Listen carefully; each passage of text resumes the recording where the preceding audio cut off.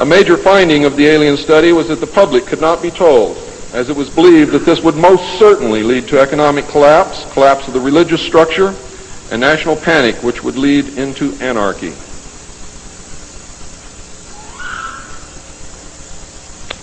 Secrecy thus continued. An offshoot of this finding was that if the public could not be told, then the Congress could not be told. Thus, funding for the projects and research would have to come from outside the government.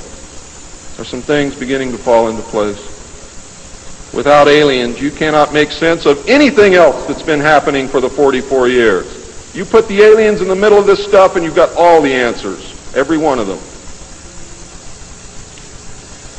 In the meantime, money was to be obtained from the military budget and from CIA confidential non-appropriated funds. Another major finding was the aliens were using humans and animals for a source of glandular secretions, enzymes, hormonal secretions, blood, and in horrible genetic experiments. The aliens explained these actions as necessary to their survival. What I'm going to tell you now is very sad if it's true, because I am unable to weed through the lies and deception and really find the truth. All I know is what they told us. They stated that their genetic structure had deteriorated and that they were no longer able to reproduce. They stated that if they were unable to improve their genetic structure, their race would soon cease to exist. We looked upon their explanations with extreme suspicion. Since our weapons were literally useless against the aliens, MJ-12 decided to continue friendly diplomatic relations with them until such time as we were able to develop a technology which would then enable us to challenge them on a military basis. Overtures would have to be made to the Soviet Union and other nations to join forces for the survival of humanity. In the meantime, plans were developed to research and construct two weapon systems using conventional and nuclear technology, which would hopefully bring us to parity. The results of the research were projects Joshua and Excalibur. Joshua was a weapon captured from the Germans, which at that time was capable of shattering 4-inch thick armor plate at a range of 2 miles using low-frequency aimed sound waves. And it was believed that this weapon would be effective against the alien craft and beam weapons.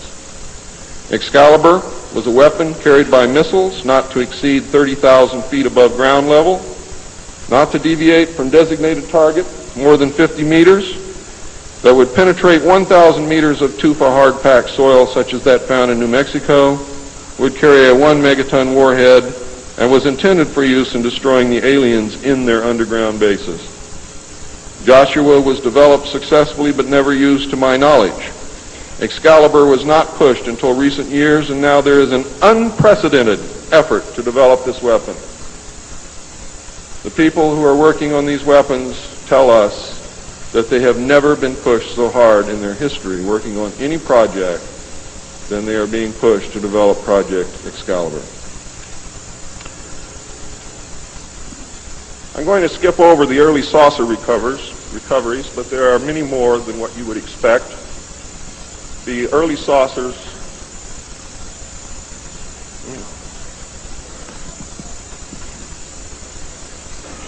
Is this any better?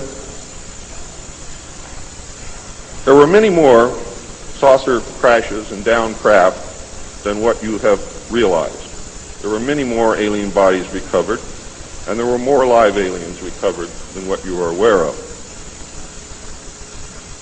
But that's not important. The important thing is that they occurred, not how many and not where. The important thing is that they occurred. And those of you who want to argue over how many and where and how many bodies are wasting the time of everyone else, because that's not important. What's important is that they occurred. And there are two crashes that are so important that the government will go to any lengths to prevent you from finding out. And those are two crashes which occurred near the city of Aztec, New Mexico. Why? Because both of those crashed craft contained human body parts. And they are deathly afraid of a national panic.